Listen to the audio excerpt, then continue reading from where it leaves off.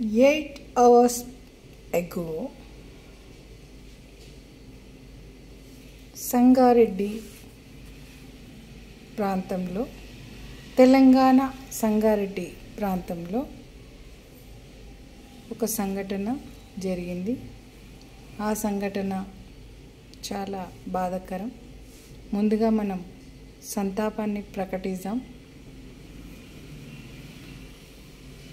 Telangana honourable chief minister గారు ఆ సంఘటన స్థలానికి విజిట్ చేస్తున్నారు. మరి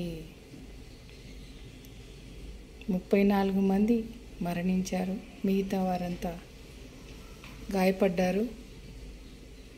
ఒక ఫార్మాస్యూటికల్ కంపెనీలో ఇదంతా జరిగింది. ఈ సంఘటన వెనుకల ఏం జరిగింది, ఎవరి కుట్రలు ఉన్నాయి, ఏమీ తెలియదు. మరి బీహార్ నుంచి ఎంప్లాయీస్ని తెచ్చుకొని ఇక్కడ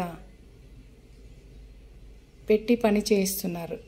మన తెలంగాణ రాష్ట్రంలో లేరా ఎంప్లాయీస్? ఫార్మాస్యూటికల్ చదివిన వాళ్ళు లేరా?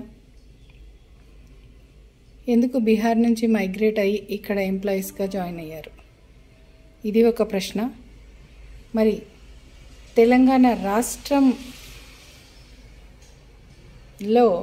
ఈ ఫ్యాక్టరీలు, ఏ ఫ్యాక్టరీలు నడుస్తున్నాయి ఫార్మాస్యూటికల్గా? ఆ ఫార్మాస్యూటికల్ కంపెనీ ఎవరిది? ఎవరు దానికి దానికి వహిస్తున్నారు?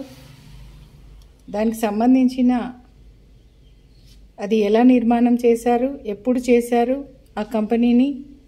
మరి ఆ వివరాలు తెలుసుకుందాం.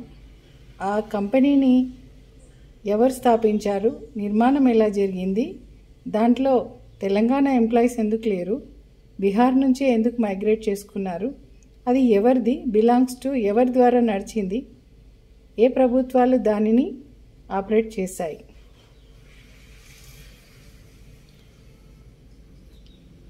మన సీఎం గారు విజిట్ చేశారు. ఇప్పుడు మనము